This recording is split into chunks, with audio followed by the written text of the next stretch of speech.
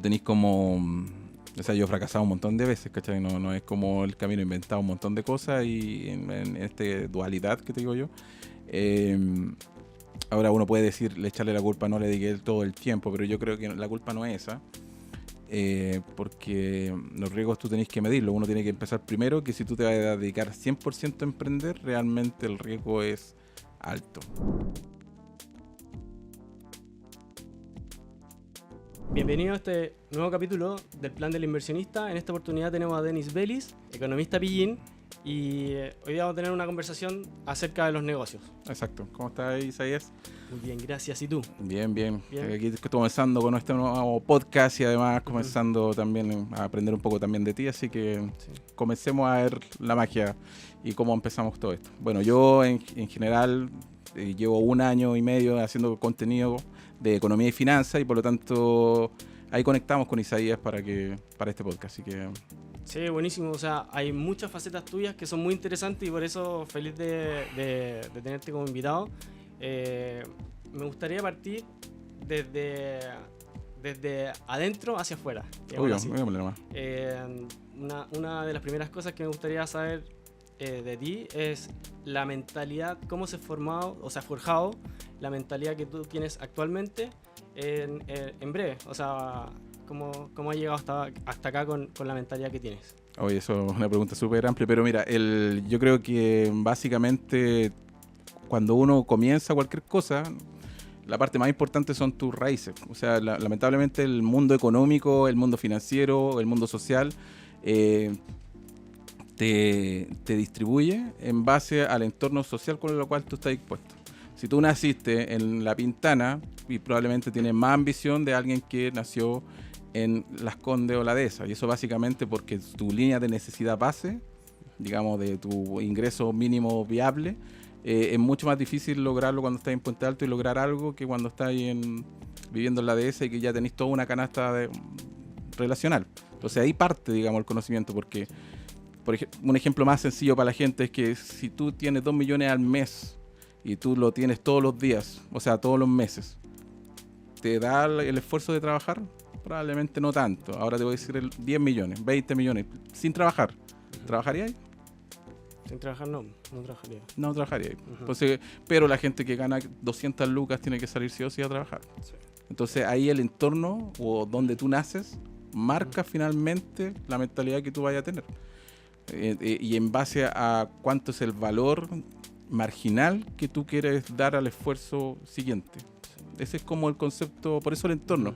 Y yo en mi entorno, yo nací en un mundo donde había mucha carencia. O sea, básicamente nací en Cañete, no nací en Cañete, nací en Santiago, pero de los 3 años hasta los 18 años estuve en Cañete, viviendo en una casa muy chica. No teníamos agua, no teníamos luz y básicamente el baño era un ¿cómo se llaman esto? Una fosa que estaba fuera de la casa, ¿cachai? Entonces, claro, mi desde era muy bajo, ¿cachai? Entonces, para mí era como, oye, si logro esto, es mucho más que de lo que tengo, porque ya tengo luz, ya tengo agua, ponte tú, ¿cachai? Entonces tú partes de ahí, pero cambio a alguien que nace con todas esas necesidades cubiertas, probablemente no tiene la ambición de tener agua o de tener luz, ¿cachai? Y de ahí nace, yo creo que un poco eso como social, de cómo tú te mueves de manera social para poder tener un objetivo. Entonces, no podemos decir que alguien de La Pintana tenga el mismo pensamiento que alguien de Las Condes, ¿cachai? Claro. O del Barrio Alto, porque marca tu ingreso marca tu sentido social. Está perfecto porque si entiendo bien también las variables esas que tú mencionas del origen es una variable aleatoria. O sea, claro, es una variable aleatoria. Es súper random. Entonces, ¿qué pasa? Que también la variable de endógena, así como la que uno puede controlar, sería la mentalidad. La mentalidad como que no sea fija en el sentido de solamente conformarme con las variables aleatorias que vienen del exterior. Entonces, la mentalidad como de crecimiento en algún lado, donde, o sea, ¿apareció con el conocimiento? Es que es una buena pregunta, Sí. porque a la larga es como el huevo y la gallina, porque, por ejemplo, tú puedes tener 10 hermanos y los 10 hermanos piensan completamente diferente. Y en una familia con 10 hermanos, uno va a ser exitoso y otro pobre, y supuestamente tuvieron los mismos padres, ¿cierto? Pero realmente la etapa de y yo lo veo así como ventana de tiempo, probablemente el hijo mayor, para darte el ejemplo, tuvo la mejor época de tus padres, y el hijo menor tuvo la época cuando se estaban separando tus padres, ¿cachai? Para darte un ejemplo. Entonces, a la larga, el que tuvo los papás separados en su época, le va a ir peor a los que tienen los papás casados.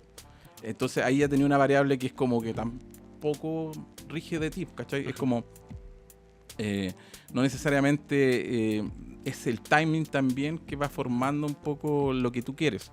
Ahora, yo tuve la suerte, en cierta manera, de ver vivido esta época, como yo te digo yo, de pobreza, de no muchos recursos, que yo tenía que ir con carretilla a buscar agua, ¿cachai? O sea, a ese nivel.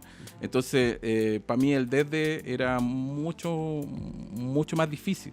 Y yo creo que por eso yo tenía como el hambre, dije, quiero estudiar, quiero aprender y quiero salir adelante. O sea, quiero salir de la ciudad de Cañete, ¿cachai? O sea, que aunque suene feo, pero quería salir de ahí porque es una ciudad que está muy alejada de todo. Me gustaría saber cómo en la actualidad cómo se complementa ese capital humano con ese capital como financiero. Sí, pues es que lo que pasa es que ahí en ese punto realmente también he tenido una aleatoriedad, porque, o sea, finalmente el éxito, ¿qué es? El éxito es como tener el acceso al conocimiento, poder saber ocuparlo bien o estar en el momento justo. Es como, tenéis como esas tres problemáticas reales. O sea, por ejemplo, justo entraste a la universidad y justo conociste a Mark Zuckerberg y justo le invertiste acciones en él en su momento. ¿Qué fue? ¿Qué fue? ¿Suerte? ¿Timing? ¿Cachai? Entonces, la única diferencia que yo creo que he hecho como para forjar un poco el camino es que siempre hago muchas cosas. No me enfoco en una sola cosa en específico. Entonces voy siempre diversificando. Por ejemplo, cuando yo estaba en la universidad, hacía clases en la universidad, pero no solamente hacía clases en mi universidad, sino que empezaba a hacer clases en 4 o 5 universidades más. Entonces era ayudante como de 10 ramos. Pero eso me permitió a mí a conocer un montón de gente, que al final a la larga después como que yo le decía, oye, sé que tengo esta idea, ¿te parece o no? Y ahí conocí a mi primer socio, que después quebramos, pero básicamente ahí conocí a mi primer socio. Ya sabemos quién es Dennis desde su origen y nos gustaría saber quién es ahora Dennis. Bueno, ahora como lo principal es que soy padre, esa es como la primera base, tengo una familia que es lo primordial para mí y no cambio nada por eso, o sea, muy poco. Y actualmente trabajo como líder de modelo en una compañía aseguradora de un grupo económico importante, que ahora no puedo hablar mucho de eso, pero y aparte tengo estas micro o medianas empresas que se manejan automáticamente casi solas a través de mucha automatización y un poco set de personas que manejan todo eso. Pasamos de mentalidad para conocer tu origen, cómo estás forjado y ya sabemos un poco mejor qué estás haciendo actualmente. En ese sentido me gustaría saber cómo se han ido, vas controlando de alguna manera o gestionando los negocios que tienes, porque para muchos emprendedores van solamente por un carril y terminan siendo como porfiados muchas veces por emprender en un puro negocio. Pero las inversiones, como los negocios también son inversiones, hay que diversificarse. ¿Cómo te divides para hacer los distintos sombreros que ocupa Dennis actualmente? Claro, yo tengo como varios sombreros. Primero como el sombrero de empleado, digamos, actualmente, el sombrero de emprendedor, el sombrero de estudiante y el sombrero de profesor. Y el otro sombrero es creativo y el otro sombrero sería ser papá, ¿cachai? Entonces tengo que saber administrar como todas estas caretas o administrar todas las formas y cada una de ellas para que no te vayan matando entre ellas mismas. Porque, como te dije en algún momento, por ejemplo, tú puedes ser full familia, no sé, para darte el ejemplo, y dejáis todo lo demás de lado hablando de tiempo, ¿cachai? O sea, tú vais como moviendo las palancas en qué gastáis más o menos tiempo, o gasto más tiempo en familia, o lo voy a tener que quitarle tiempo en familia para poder trabajar más, y así. Y llevar el equilibrio, tampoco es un equilibrio exacto, entonces para llevar un equilibrio que tú puedas como administrar todo eso bien es casi imposible. Yo lo diría así, como ni siquiera lo daría como un consejo. Yo creo que la clave de todo esto, para poder compensar que todo este universo funcione, es que tú tengas una pareja que sepa quién eres tú. ¿cachai? Y yo creo que es súper importante el hecho de que tú tengas a alguien, o tu pareja, o la madre de tus hijos, o alguien que sea un pilar para que esto funcione, si no, no va a funcionar. Esa es mi hipótesis, ojo, es mi hipótesis. Yo tengo la suerte que ella me entiende. Por ejemplo, cuando estoy acá, estoy contigo grabando un poco, ella entiende que estoy acá y no estoy en otro lado, por ejemplo. Y la confianza entre eso también. Eso por un lado. Y el otro lado es, en tema de los negocios que se hacen, es saber delegar perfectamente. Y la delegación es una tarea no menor, porque es saber hacer mucho con poco.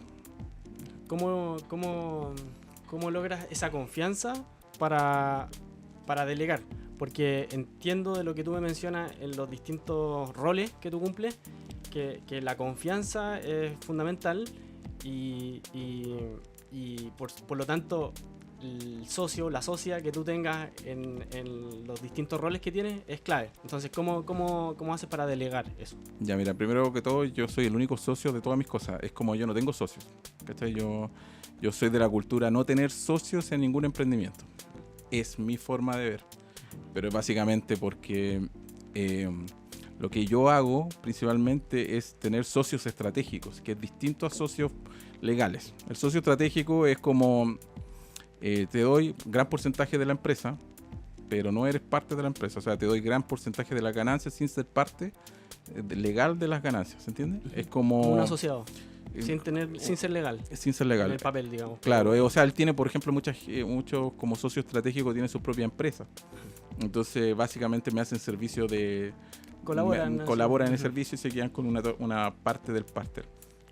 Ahora, la parte del pastel tiene que ser muy tentadora para que estas otras partes no me fallen. Entonces yo en ese caso yo prefiero perder utilidad y tener buenos socios estratégicos que funcionen, que tener más utilidad y tener el riesgo de que no funcione. Entonces ahí es donde tú tenés que manejar eso. Y ¿por qué razón a mí no me gustan los socios? Porque tú, para tener un socio, principalmente tienes que cumplir 3 cosas. Uno, el timing, que es súper importante. Por ejemplo, no es lo mismo yo tener un socio que tenga hijos a un socio que no tenga hijos. O sea, el socio que no tenga hijos probablemente le dé mucho más esfuerzo que el que tenga hijos, y eso implica que necesariamente puedan chocar. ¿Ya? La otra forma es que, o el otro problema que tenéis es cómo vive cada uno. O sea, uno puede vivir con un costo de vida muy alto y el otro no tan alto, y cuando se requieren las lucas, el que tiene el costo de vida más alto va a querer más lucas en algún momento, sí o sí, porque necesita cubrir su lifestyle. Sí, su estilo de vida, y eso hace que hayan choques. Y el tercero es y el más importante, es que los dos crean en el mismo propósito. Entonces, si los dos no creen en el mismo propósito, no sé, el propósito de, no sé, que es tener el centro de reciclaje más bacán del mundo, para darte una idea, si los dos no lo sienten, tampoco va a quebrantarse eso. Entonces, ¿y para qué hablar de los capitales? Estoy dejando de fuera todo el tema financiero que puede haber detrás de todo eso. Entonces, ahí donde hay un problema. Por esa razón, bueno, básicamente por esa razón yo prefiero no tener socios, y si me quemo solo, ¿cachai? O sea, ya si me quemo, y lo que sí intento armar como varios socios estratégicos para que me ayuden en eso. Sí, o sea, si entiendo bien con lo que tú mencionas, efectivamente para ser estratégico hay que alinear incentivos. Y lo que tú estás buscando ahí es alinear el incentivo para crear y hacer que las cosas pasen con una calidad que tú buscas, más allá de la rentabilidad o el marginal financiero. Exacto. O sea, como que lo que intento hacer es que y hablo de lo mismo de los trabajadores. Los trabajadores prefiero darle como cierta participación de la empresa y quitarle utilidad, o quedarme con menos utilidad yo, pero básicamente el incentivo del trabajador se mueve. Y lamentablemente uno tiene que entender que los incentivos de los trabajadores no es trabajar más. Y el incentivo del trabajador no solamente no es trabajar más, sino es trabajar lo menos posible. ¿Cachai? Entonces cuando tú contratas a alguien, ese es el mejor escenario. Esa su función es beneficio partido en tiempo. Claro, beneficio partido en tiempo. Entonces, a la larga, encontrar trabajadores buenos es muy difícil. Encontrar trabajadores que sean 100% comprometidos es muy difícil.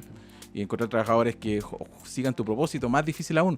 Entonces, prefiero yo darle un incentivo como una zanahoria, si lo queréis llevar, y que pueda correr de tal manera de que él sepa que va a ganar harta plata por algún proyecto o algo y darle esa zanahoria grande, y así funciona todo sin que yo tenga que estar metido en el problema. Y ahí es donde se cumple en verdad el concepto de colaborador. Exacto. Porque no es un trabajador literal, porque no recibe un fijo, sino que un variable en función de qué, del éxito. Claro. Del y ahí proyecto. está el socio estratégico, ¿cachai? Y así nace. Yo creo que muy poca gente hace eso. En ese sentido, en cuanto a socio estratégico, que es fundamental para que los negocios funcionen y sobre todo los distintos negocios que tú tienes, puede ser que cada uno de estos socios estratégicos sea un emprendedor por sí solo. Exactamente, puede ser un emprendedor por sí solo. Y la marca personal es un aspecto del emprendedor por sí solo, o ves que son cosas distintas. En el sentido como que quiero llevarte a que si la marca personal y el emprendimiento, la marca personal específicamente, ¿es una herramienta, un apalancador o es una trampa? Las dos, pueden ser las dos. Puede ser una trampa. Mucha gente habla que tener una marca personal, invierte en cursos de marca personal y todo para hacer crecer su emprendimiento, ¿cierto? Pero uno tiene que tener mucho cuidado con eso, porque servirá para el zapatero, ¿cachai? Pero no servirá, o sea, servirá para el zapatero, pero no servirá para un tipo que tiene 10 empleados, ¿cachai? ¿Por qué? Porque el zapatero, tú puedes ser muy bueno, muy buen zapatero y mostrar en redes sociales que eres muy buen zapatero, por ejemplo. Pero tú eres tú único. O sea, tú mismo también haces tus zapatos. O sea, me refiero, reparas tus zapatos. Perdón. Tú reparas los zapatos de los clientes. Pero tú mismo. Ahí sirve la marca personal. Haces todo. Porque básicamente tú estás haciendo todo el flujo. Pero si contrataste a una persona para que esa persona repare los zapatos en vez de ti y no los repara bien, el riesgo ¿a dónde está? Que te cumpla o no te cumpla, te falle o no te falle la otra persona. Y al final, para darte el ejemplo, el tipo, un solo reclamo de las redes sociales que te diga, el zapatero de la red social arregla como las pelotas, ¿qué pasa con tu reputación? Se cae en picada. Se cae en picada. Y lo único que tú sabes son hacer zapatos, ¿cachai? Y como lo único que sabe es hacer zapatos, después el otro cliente que sigue, ¿qué va a pasar? También está en riesgo. Está en riesgo porque se te puede caer el negocio. Se puede caer todo el negocio y después tú vayas a poder seguir trabajando en lo mismo. Seguramente no, porque y de hecho incluso si pivoteas el negocio o haces otro negocio, si está tu cara visible en eso, seguramente ya partiste por cero. Exacto, partiste negativo, ¿cachai? Porque la gente no va a confiar en ti. Entonces por eso para mí la marca personal funciona para cuando tú haces como una cosa que haces tú mismo. Pero no sirve para llevar la marca personal como si fuera una empresa, porque le pasó a Elon Musk. Elon Musk, ¿qué pasó? Llegó, se metió en la política. ¿Y qué pasaron con las acciones de Tesla y de SpaceX? Se fueron a pique. ¿Por qué? Porque básicamente la gente le crea a Elon Musk que, oye, sus autos son buenos, que él los quiere llevar a la luna, ¿cachai? Incluso ocupa mucho el Dogecoin metido entre medio. Entonces, a la larga, la marca personal de él es tan poderosa que puede arruinar toda su empresa. De picada, y se quedó demostrado con la acción. Entonces la marca personal no es necesariamente buena tenerla, sino yo creo que es básicamente hacer un mix, ¿ya? Que es como tú eres dueño de, pero no estás haciendo eso, ¿cachai? Es como, o mejor dicho, yo lo veo como, o yo lo estoy tratando básicamente para conocer más gente, tener más contacto, conocer, y para eso lo he ocupado últimamente, tener más reuniones y que cuando alguien me vea tenga cierta confianza en cerrar algún negocio con alguno de estos emprendimientos, porque sabe que yo estoy indirectamente involucrado. Pero ni siquiera sé tampoco si eso funciona al 100%, ¿cachai? Pero la teoría de diversificación como que te respalda esa lógica, o sea, estar diversificado, es decir, que cada negocio ojalá funcione por sí solo y no estar súper apalancado en la marca personal. Porque otro ejemplo parecido al que tú mencionas, el de Donald Trump, que claro, él es una marca... una marca de una persona. Sí, pero de los 90, 80, 90. Entonces, ¿qué pasó? Que se empezó a meter en el lío de faldas, como se dice, y sus negocios de casino, inmobiliario, que estaban cotizando, cayeron. Entonces como que su salida alternativa fue meterse en la política como para demostrar las cosas que puede hacer y por qué no hacer caja, porque los negocios ya no tenían la confianza. Es que ahí tenía otro ejemplo de que la marca personal puede ser peligrosa. Que si no la sabía administrar bien, puedes ir muy, muy hacia atrás. Por esa razón a mí no me gusta mucho el hecho de que la gente crea que crear marcas personales para todos y todos, todas y todos, porque finalmente no necesariamente es así. O te enfocáis en una cosa y haces tú eso todo el recorrido, o no funciona. Es súper claro para mí, es evidente que la marca personal no puede ser el paraguas de los negocios. Exactamente. Los negocios tienen que ser rentables por sí solos. Exacto. Entonces uno tiene que ser un plus, un valor agregado. Y si fuera necesario sacar esa marca personal o ese frontman, si hay que sacarlo, el negocio igual sea rentable por sí solo. O sea, es como la única forma en que diversificar a través de distintos negocios sea sostenible, si no insostenible cuando la marca personal es la que el abanico claro, la marca personal no puede ser que se rija todo a través de tu marca personal para poder crear negocios, ¿cachai? Ese es como, o sea, cada marca por sí sola tiene que ser completamente independiente. Si yo tengo la marca X, la marca Y, la marca Z y H, todas tienen que ser por sí solas manejarse, o sea, como marca. Y ya que haya una persona detrás, que la gente la conozca, es otra cosa. Pero no pueden sustentarse en sí misma. O sea, la marca personal no puede sustentarlo en los negocios por sí, ¿cachai? Excepto que sean muy específicos, como el ejemplo del zapatero, ¿cachai? Ahora, en ese sentido, incluso, te quiero comentar que para mi forma de ver, o el inversionista, que le llamamos plan de inversionista, es una curva de aprendizaje continuo en el tiempo. Y que parte de ser aprendiz o estudiante, cuando absorbe uno como esponja. Después pasa a trabajador, es decir, aprendo, empiezo a aplicar, y después como trabajador tengo una curva exponencial, va creciendo, pero se vuelve exponencial cuando el trabajador se vuelve como inversionista, pero emprendedor. Es decir, sabe que en su trabajo con el desarrollo personal tiene la limitante de la alta dirección, de la política, de la cultura, las demás gente, el tiempo y lo que te pagan, que es un fijo. Pero como emprendedor llega un variable. Entonces uno puede aprender mucho en ejecutar y en equivocarse como emprendedor. Entonces paso de trabajador a emprendedor inversionista, porque puedo hacer que mi capital trabaje para mí en una inversión de tercero, o yo invertir en mi propio negocio. Y como inversionista, como emprendedor, puedo llegar a empresario. Yo creo que se ha romantizado mucho ser emprendedor, pero el emprendedor es terco. Va por un solo carril, por una sola idea, y se olvida de la teoría de diversificar.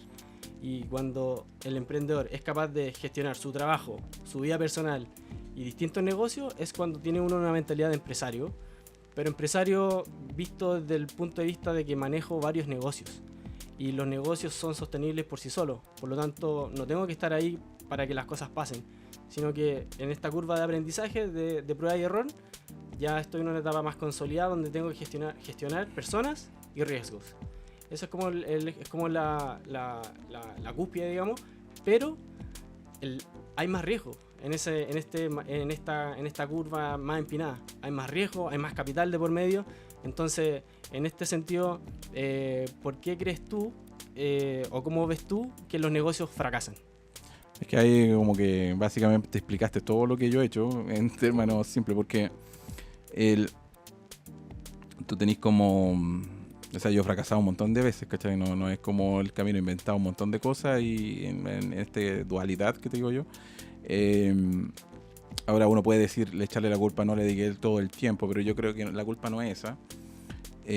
Porque los riesgos tú tenés que medirlo. Uno tiene que empezar primero que si tú te vas a dedicar 100% a emprender, realmente el riesgo es alto y el costo de oportunidad es alto si tú estás en un nivel de ingresos mediano, ¿cachai? A eso voy. Por ejemplo, si tú estás en un nivel de ingresos y este es el número, 700, 600 lucas para abajo, yo creo que emprendan la guay que queráis, ¿cachai? O sea, ¿cachai? Pero si estáis del 1.300.000 para arriba, yo creo que ándate un poco con cuidado, ¿cachai? Porque generar 600 lucas al mes, que sería, tenéis que vender más o menos unos 6 millones al mes, o no, unos 4 millones al mes, de venta de algo para tener una rentabilidad como de un 10 o un 15%, ¿cierto? Creo que se puede lograr. Pero si ganáis 2 millones de pesos, que son 20 millones al año, el costo de oportunidad es que tenéis que vender 200 millones. ¿Y qué vendes 200 millones al año? Casa. Ni siquiera. No. ¿Cachai? O sea, prefiero de venta de cosas, de vasos, de vender plantas, sí. tenés que vender demasiadas de esas cosas. Entonces yo siempre cuando he hecho los negocios, si te fijáis bien, mis negocios son como de cosas de que tienen alto valor. No vendo vasos, no vendo nada, vendo proyectos de 10, 15, 20 millones. ¿Cachai? Y esos proyectos prefiero vender 4 al año, 5, para darte un ejemplo, que vender 10.000 cosas de lucas, ¿cachai? O sea, no tienes, ¿se entiende? No tiene ni un... ¿Y fallan por el ticket entonces un poco? ¿O? No, yo creo que es como que... Hay dos tipos de negocios para mí. El negocio como de suscripción que le llamo yo, que básicamente, para mí el negocio de suscripción no es que sea que un Netflix, sino que el negocio de suscripción es que tú le estés dando, no sé, eres eléctrico y tú le estés pagando, o un edificio te está pagando por emergencias eléctricas, te está pagando, no sé, 10 UF al mes. Y tú tenés 10 edificios, ya te hiciste 2 millones al mes. Y los tenés fijos, pero tú tenés que estar siempre atento 24/7. Si hay una emergencia eléctrica en el edificio, estar ahí. Es un modelo de negocio, ¿cachai? Entonces, cada edificio te paga 10 UF, ¿cachai? Y tenés un sueldo bastante bueno si tenés 10 edificios, ¿cachai? Prácticamente un fijo. Un fijo, claro, pero es una suscripción a la larga, ¿cachai? Es como el negocio de suscripción que le llamo yo, que es como que tenga un servicio que toda la gente pague recurrentemente. Tenía el otro negocio que tenéis que ser básicamente el comerciante que le llamo yo, que tenéis que comprar y vender, y ya sea donde lo compréis, da lo mismo si lo compráis en Estación Central y después lo vendí en Las Condes, o tenéis que traerte un container de paso y venderlo acá a los de Estación Central. ¿Se entiende? Es como cambiáis la figura, o tú le ponías un valor agregado y ponías esto dorado, ¿cachai? Y el vaso un poquito más bonito y lo vendís más caro y menos cantidad. Entonces, pero ese negocio como del comerciante que le llamo yo, el problema radica que hay gente que el costo de sustitución de tu producto puede ser muy rápido. Entonces eso hace que a la larga es riesgoso porque tenés que vender, ¿cachai? Tenés que salir a vender, y salir a vender es súper difícil. Y el otro negocio que estaba segmentado yo es como de negocios de alto ticket, ¿cachai? O sea, alguien quiere instalar paneles solares, vale 4 millones para arriba, o sea, necesito, ¿cachai? Necesita ahí construir algo de alto ticket, ¿cachai? No es un ticket bajo, entonces necesitan menos clientes, menos problemas, menos clientes, menos problemas, ¿cachai? Ese es como el concepto detrás. Y el fracaso del negocio se da un poco por eso. ¿Cuál elegís? ¿Por cuál camino elegís? La mayoría elige el comerciante. La mayoría elige el comerciante. Y lo segundo importante es que no te... el problema más importante de por qué los negocios fracasan a veces es cuando te está yendo bien. Ese es el problema. Porque los ingresos se te pueden escapar, pero los costos y gastos a lo mejor los correlacionas a los ingresos. Exacto, exactamente. Entonces, hay aquí un poco, esto es de educación como financiera, porque esto pasa en todo. O sea, no solamente pasa cuando el problema no radica cuando... espérate, déjame arreglar la idea. Cuando tú ganas plata puede ser un gran problema, ¿cachai? Da lo mismo si eres un emprendedor, si eres un empleado o recibiste una plata por algo. Tener harta plata es un problema porque a la larga tu mentalidad o la mentalidad económica que uno tiene es que al tiro gastar más. O sea, ya si tenías una empresa grande y ganaste $1 millón en este año, ¿qué haces tú? Voy a hacer oficinas más grandes, voy a contratar más gente, voy a, no sé, irme a otro modelo de negocio. Y al finalmente te vas gastando la plata, tu costo fijo aumenta y probablemente tengas una alta probabilidad de quiebra. Por otro lado, en la familia lo mismo. O sea, si tú llegas y oye, le subieron el doble el sueldo a ti o a tu señora y el ingreso familiar aumentó 1 por 2, ¿qué es lo que ocurre? Oye, cambiémonos el auto, vámonos a una nueva casa, cambiémonos de comuna y tu costo fijo aumenta. ¿Cachai? O bueno, obviamente ¿para qué hablar de la herencia? Porque la herencia tú llegás y recibís la plata, recibiste 100 millones de pesos y la gente que lo recibe o se gana el quino, a los 2 o 3 años ya no tienen nada, porque recibiste esa plata y no tiene valor para ti, o sea, recibiste un montón de plata y no tiene valor. Entonces cuando más plata tienes, el problema que se genera es que el valor del dinero disminuye. Y como el valor del dinero disminuye porque tienes harta plata, tú gastas en tonteras. O sea, básicamente, y no eres previsor. Uno tiene que entender que cuando uno gana plata, el ciclo de ingreso, el flujo del dinero es variable, ¿cachai? O sea, tú puedes en un momento ganar mucha plata y a los 2 o 3 años no tener nada. Entonces, administrar ese costo fijo es importante. Doy el paso del costo fijo. Sí, ¿no? Y por eso, bueno, es súper clave y como tú lo estás mencionando, o sea, para mi forma de verlo es como el pensamiento económico. Exacto. No me quiero adueñar de ese concepto porque tú ahí lo manejas mucho mejor, pero mi forma de ver es como cómo manejas los negocios es administrar recursos, eso es la economía. Entonces, así como administras tu negocio, vas a administrar tu hogar y los recursos en general, o sea, no solamente el dinero, sino que las cosas que son escasas, como el tiempo, la energía, ese tipo de cuestiones. Entonces, en los negocios, claro, suben los ingresos, pero si te suben igual los costos y los gastos, entonces no estás marginando tanto en el largo plazo. Entonces entiendo yo que el costo, mantener los costos fijos y ojalá minimizarlo. Por eso entiendo yo que la estructura de negocio que tú manejas es de colaboración y pocas personas, porque así puedes manejar de mejor manera, tener controlado tus costos fijos. Sí. ¿Cómo lo ves tú en ese sentido con respecto a los costos fijos y los gastos? Sí, yo lo que intento es tener un equipo no tan grande, que administran muchas cosas, pero realmente lo que hacen es básicamente es administrar a los socios estratégicos. Que eso se traduce. Y básicamente este modelo de negocio no es algo nuevo, porque si tú vas a unas constructoras grandes, no sé, no voy a decir nombre, pero unas constructoras grandes, finalmente las constructoras grandes que tú dices, oye, esta constructora es gigante, es una oficina de 10 personas. ¿Cachai? ¿Y qué es lo que hacen ellos? Básicamente, oye, ya vamos a hacer un edificio, ya el que construye el edificio, el que hace el retiro de escombros, todo socio estratégico, el que pinta los muros, el que pone el porcelanato, pero ninguno de eso es de la operación. Uh-huh. O sea, la operación son 10 personas que administran a cada uno de estos socios estratégicos que básicamente la gente que sabe es muy especialista en eso. ¿Cachai? Eso es lo que yo he hecho. ¿Cachai? Es tener un equipo bajo, costos fijos bajos. Igual hay oficina y todo, ¿cachai? Pero me refiero a que el costo fijo no es tan alto. Uh-huh. Y así se puede administrar menor y correr menos riesgo. Ese es creo que y no hacerte llevarte por lo humo cuando te está yendo bien. En ese sentido, y ahí quiero hablar un tema como en paralelo, diría yo, porque como te decía, como el pensamiento económico te obliga a pensar en la administración de recursos limitados, sí, tanto para los negocios, ya me comentaste de costos fijos y los gastos, cómo controlarlos, también a nivel de administración como de finanzas personales o finanzas del hogar o incluso en pareja, ¿cómo es que logras de alguna manera gestionar el ahorro, el delta que se forma entre ingreso menos gasto? Porque ya sabemos que hay que tener controlado súper bien los costos y gastos. ¿Y cómo lo llevarías al hogar? Normalmente se habla de ingreso y gasto, sí, pero también está el concepto del ahorro. Es una súper buena pregunta porque el hogar o una casa familiar se divide en 3 grandes gastos: costo fijo, costo variable y ahorro. ¿Ya? O sea, esto sería como la figura perfecta, ¿cierto? ¿Qué es lo que ocurre o qué es lo que ocurrió en la economía últimamente? Que los costos fijos han ido aumentando en el tiempo y la gente no se ha dado cuenta que los costos fijos aumentan porque como que es un poco marginal.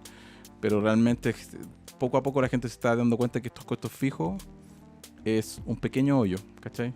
Aquí hablo, hay un dicho que se dice, un pequeño hoyo puede hundir un buque, ¿cachai? O sea, es lo mismo acá. El costo fijo, ¿qué es para mí el costo fijo?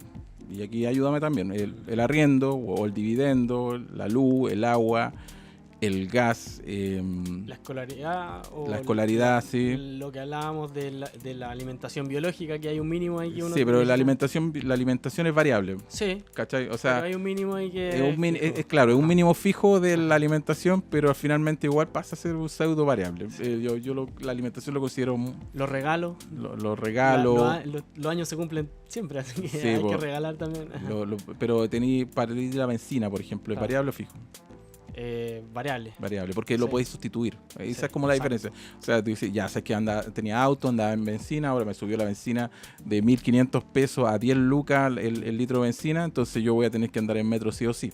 Sí, ¿Cachai? O sea, y voy a tener que vender el auto. Entonces, pero ahí se convierte en variable, porque es reemplazable. Por eso, o buscar alternativas de ahorro. Entonces ahí tú tienes que administrar. ¿Qué es lo que pasa con las familias? Las familias en promedio de Chile ganan 800 lucas el ingreso familiar promedio, a 1.000.000 el ingreso familiar promedio.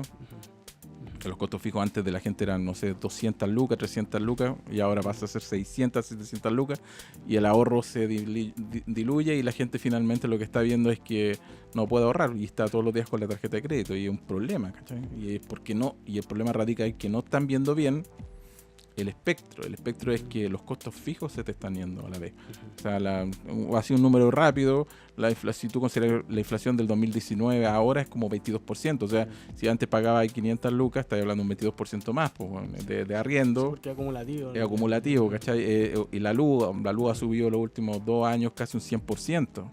Ahí tenía el variable que tú mencionas, o sea, el hoyo en el buque En el hoyo es la inflación, por ejemplo, pero también la tasa de interés de una deuda, por ejemplo, si ya estás cubriendo de... Exactamente, y para qué habla, y lamentablemente la benzina, que es un costo variable, te afecta indirectamente también al bolsillo de las familias. Obviamente el transporte, el precio del dólar, y ahí tenés un montón de cosas que son pequeñas cosas económicas que están dando vuelta que te generan el pequeño hoyito en el buque, ¿cachai? Entonces, yo creo que lo ideal siempre, y lo que voy a decir ahora es un poco controversial, pero yo creo que lo que uno tiene que hacer es intentar ahorrar tener un estilo de vida que sea al 50%. Creo que eso es lo más sano. Sí, un 50% de ahorro es lo que tú estás diciendo para la familia. Sí. Una cosa así. Sí. Pero yo sé que es casi imposible, pero a la larga... es bajarle un cambio. Bajarle un cambio de una, ¿cachai? Ajá. ¿Por qué? Porque, por ejemplo, si yo te dijera, si es que no voy a recibir más ingresos, y esto es lo que pasa un poco, deja de fumar. Bueno, el cigarro al día a día es, no sé, 100 lucas al mes. Oye, deja de tomar. Oye, deja de comprar ese whisky. Oye, deja de ir a carretear. Deja de ir a pub. Deja de salir con amigos. ¿Cachai? Y ahí le estáis cambiando el cambio y automáticamente eso te va a hacer ahorrar un montón de plata y tiempo. Pero plata por sobre todo. O sea, si consideráis bien, el cigarro es un costo fijo súper alto, ¿cachai? Y la gente, como es el pequeño hoyito en el buque, la gente no lo ve, pues. O sea, se gasta, no sé cuánto vale una cajetilla de cigarro, pero 6 lucas, no sé. Y te va rompiendo, pues. Y ese hoyito puede ser financiero o también no financiero, bueno, además, en el sentido, por ejemplo, de la salud. Es decir, te trae problemas o gastos en salud futuros mayores. Bueno, obviamente el cigarro, yo soy parte de esa estadística. Pues, bueno, si mi papá murió básicamente por el cigarro. Básicamente te quita todo, pues, bueno, el cigarro te quita todo. Y bueno, el alcohol, no sé si con la rapidez del cigarro. Yo creo que el cigarro es peor. El cigarro es más rápido, la curva de los fumadores es más rápida, la curva de rotura que la del tomador. Sí. El tomador tiene otros problemas también, no relacionados principalmente con los pulmones, sino que cuestiones, por ejemplo, el tema de presión y cosas así. O sea, claro, te podéis caer y morir de golpe nomás, pero me refiero que es menos probable morirte de alcohólico que de fumador. Entonces, como estamos hablando recién de gasto, también quiero saber cuál es el gasto más grande que te has dado. Bueno, sacando un poco de la familia. Sí, porque tengo que sacar... construir una cancha de tenis en mi casa. Gigantesco el gasto, o sea, ¿cómo bajo esta lógica... de ahorrador, el pensamiento económico. Pensamiento económico, exacto. ¿Se correlaciona en eso o fue algo un poquito irracional? No es irracional, tiene una lógica detrás. Mira, yo, por ejemplo, jugar tenis, una hora de tenis vale 15 lucas.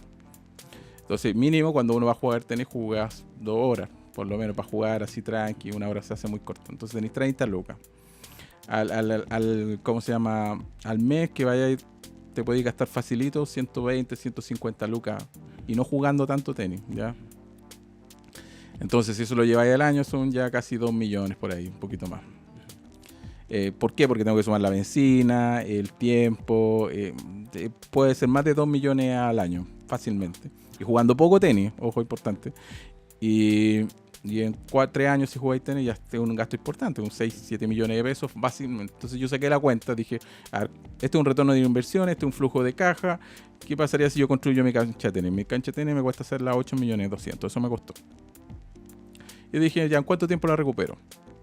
¿Con cuántas horas la recupero? Y yo dije, ya, mi recupero de inversión, si jugara 3 veces a la semana, 2 horas promedio mínimo, porque en promedio juego 3, pero mínimo, la recupero en menos de 2 años. Y eso sin considerar que me ahorro el tiempo, la gente va a mi casa a jugar tenis, no tengo que salir de la casa y no tengo que gastar en benzina ni tiempo. Importante, no gastar 0 tiempo. O sea, llega, bajo a la cancha y en menos de 1 minuto ya estoy en la cancha jugando. O sea, no gasté ni 1 minuto. Entonces mi función siempre de maximizar horas de trabajo me fue la mejor opción. Eso es súper interesante porque yo como el servicio que presto en mi negocio es de contabilidad e impuestos. El análisis de datos es clave en el sentido ir más allá de lo contable, ir a lo económico. ¿Cómo valorizas esos conceptos que no son contables? No son contables. El tiempo. Entonces, esos análisis no te los va a hacer un contador tradicional, que normalmente está registrando boletas y te envía cuánto hay que pagar. Entonces, es una cierta contabilidad. O sea, es tratar de valorizar tu tiempo, saber cuánto vale tu tiempo y cuánto te está ahorrando, incluirlo en esta fórmula de más allá de cuánto gastas en... Sí, por ejemplo, no sé, pues en tiempo a la semana, básicamente, si lo lleváis así, súper sencillo. O sea, ir a jugar tenis te puede gastar 1 hora en cualquier lado, ir y volver a donde estáis, pero estoy hablando al mínimo. Entonces, si has ido 3 veces a la semana son 3 horas, ¿cachai? Al mes son 12, cada 2 meses es 1 día. Exacto. ¿Cachai? Entonces estáis hablando de 6 días al año que pierdes solamente yendo a jugar tenis. Solo el transporte. Entonces ahí, ¿cuál es la valorización de eso? ¿Cachai? ¿Cuánto vale tu hora? ¿Cuánto querís, más días o menos días? Entonces si lo consideráis, ¿qué tan productivo puede ser en esos 6 días que te quedan al año? Ahí está la pregunta, ¿cachai? Y en ese sentido, por ejemplo,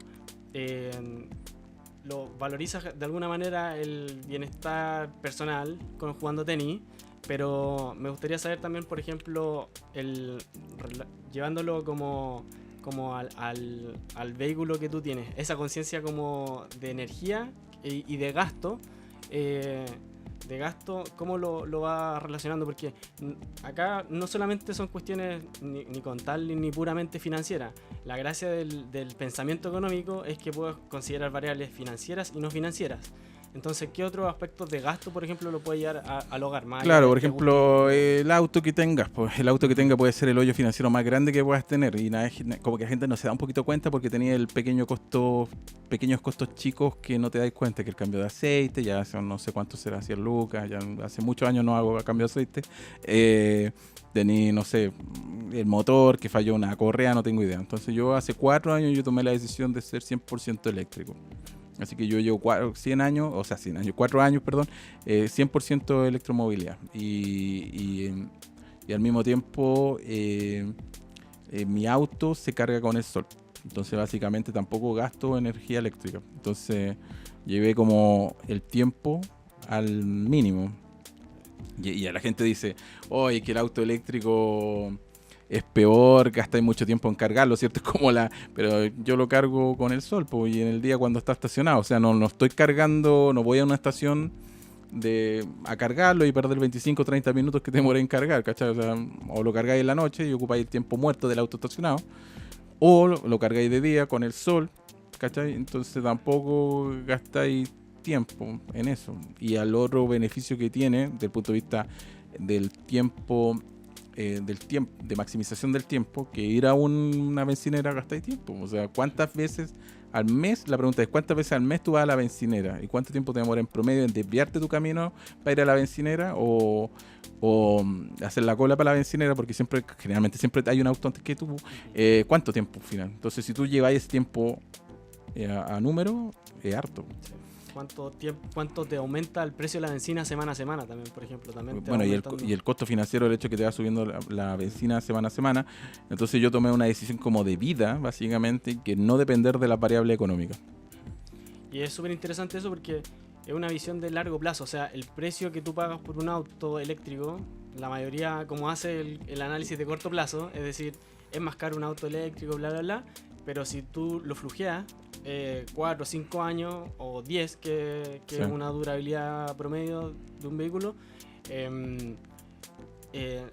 puedes salir más caro al principio, pero si lo flujeas por 5 años es mucho más barato que un auto a combustión tradicional. En ese sentido es clave también entender la gestión de los gastos del hogar o de los negocios, no como una cuestión tan cortoplacista, sino que una visión un poco más de largo plazo y de nuevo, una mirada más económica, no solamente en lo financiero, sino que otras variables como el tiempo y, por qué no, también energético a nivel social. Claro, es que no depender de la variable económica la gente no lo ve realmente, porque, o sea, todo el mundo de cierta manera te afecta igual de indirectamente, pero me refiero que directamente, ¿ya?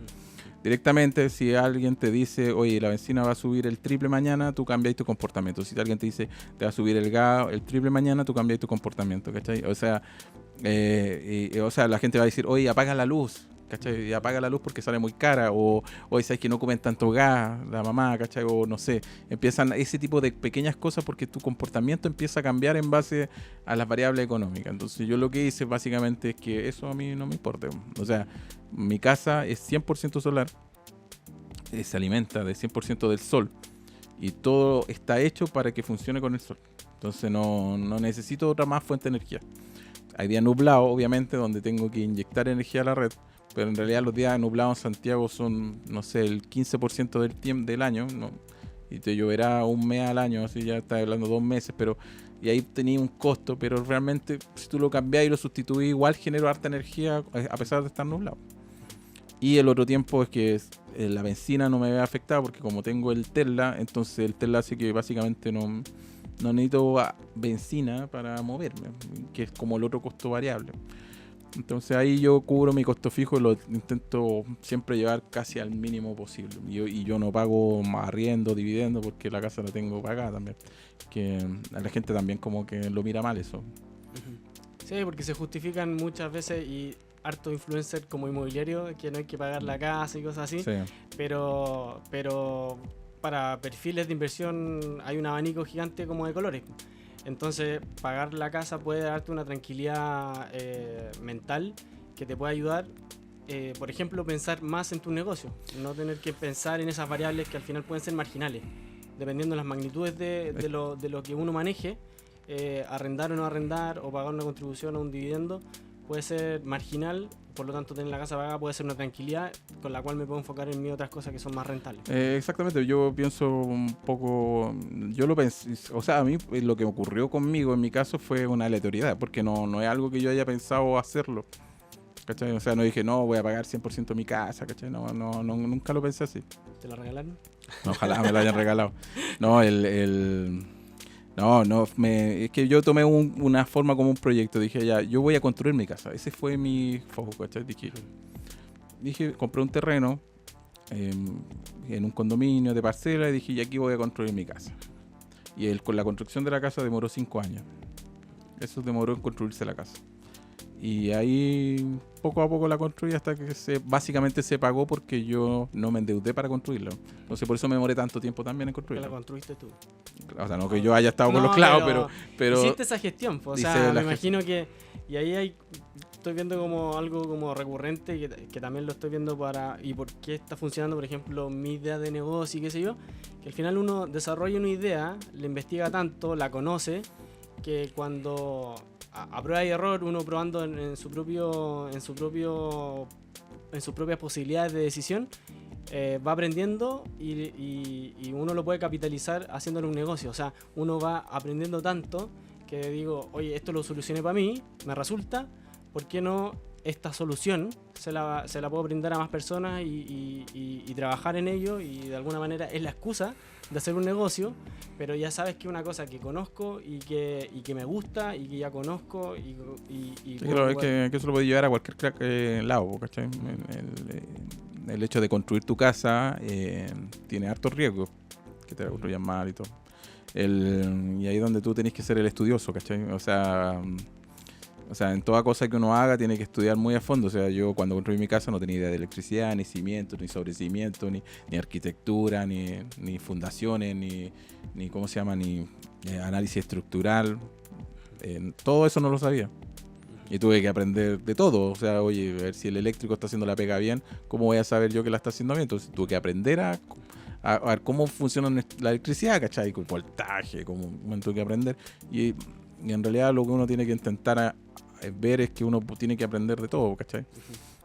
Y asimismo también, más allá del fierro, también el tema administrativo, el tema de los permisos y cosas así. Exacto. Pero entonces, y consolidando lo que estamos hablando y rescatando también lo que te comentaba del plan del inversionista, pues, y ocupando conceptos económicos, el capital humano parece ser más importante o esencial antes que el capital financiero. Es decir, como que una implicancia. El desarrollo del capital humano, en consecuencia, te trae consecuencia el capital financiero. Es un término como de función, así como de implicancia. Sí, yo diría un sí, no, pero... ¿Y por qué no? Hay casos excepcionales, o sea, claro, una herencia. O sea, es que como hablamos al principio, como que el entorno también afecta al capital humano, entonces al final es como... Pero la mentalidad te hace diferenciarte, o sea, sí. Esta persona que... ¿tú dónde naciste? Yo nací en Rengo, campo para mucho, pero la curiosidad, el ir aprendiendo, el ir haciéndote responsable de tus decisiones, saber que uno es responsable de su futuro y no por dónde nací, y porque mi jefe no me paga lo que quiero. Esas son excusas, y a eso me refiero, que es como la mentalidad de fija y de crecimiento, que a lo mejor te diferencia, y sí, yo más creo allá de los factores aleatorios. Yo creo que uno tiene que... Mira, yo tengo un dicho que decía mi viejo, existen dos personas, este dicho me marcó mucho en mi vida. Este dicho lo decía, esta frase mejor dicho, la decía mi papá y me marcó mucho, que era el hecho de que decía que existen dos tipos de personas en la vida. Dos, no solamente dos. Las que observan y los que hacen. ¿Quién eres tú? Es como la pastilla azul o la pastilla roja. ¿Cachai? Los que observan o los que hacen. Nada más. El consumidor o el productor. Exacto. Es como o el que está mirando las redes sociales, o el que está haciendo contenido en las redes sociales, o el que está haciendo una empresa y ve como el otro mundo no la está haciendo, o el que está estudiando y el que no está estudiando. La ¿cachai? mirada occidental y la oriental. Exactamente, ¿cachai? Entonces es como que esa frase siempre me marcó, porque dije, claro, yo tengo que siempre estar haciendo, no. Que va relacionado al esfuerzo. O sea, sí, bueno. Igual ser productor o crear cosas requiere más esfuerzo. Entonces, quizá lo normal sería no hacer esfuerzo para recibir y consumir, como en redes sociales. Pero de repente, en ese sentido, más allá del tema de la mentalidad, es como hay una cultura. Mi forma de verlo, por ejemplo, es que la cultura occidental o norteamericana, que como que nos contagiamos harto en Chile, es que mucho de consumo. Es decir, todo lo que yo recibo de ingreso, la mayoría me lo gasto. Como que se va correlacionando. Sí, exacto. Y tú tienes una visión más... incluso más asiática. presencial, porque fuiste para allá y tienes una conciencia más relacionada por ese aspecto. Más asiática, más de largo plazo. No sé si nos puedes explicar más cómo lo ves tú eso. Claro, bueno, pasa mucho que tú vas a una población y en esa población encontrás Mustang de último modelo, incluso Porsche así, o autos de alta gama, y una casa que se está cayendo a pedazos. ¿Por qué? ¿Por qué ocurre eso? ¿O cuál es el equilibrio? Esto, antes de avanzar con tu pregunta, siempre me he preguntado el equilibrio exacto entre qué auto tienes que tener en base al valor de tu casa. Porque claro, si tú vas al barrio bajo o a las poblaciones, veis autos que valen, no sé, 60 millones de pesos y una casa que vale 60. ¿Cachai? Entonces, oye, hay una relación 1 a 1. O sea, ¿cuál es el equilibrio? Y básicamente como que lo expliqué en base a lo que te había dicho, que la gente cuando tiene dinero o gana, se compra el mejor auto en vez de mejorar la casa. Prefiere eso. Ahora, ¿por qué? Porque quiere lucir, porque quiere... ¿Cuál es la razón principal? Y ahí viene el tema cultural.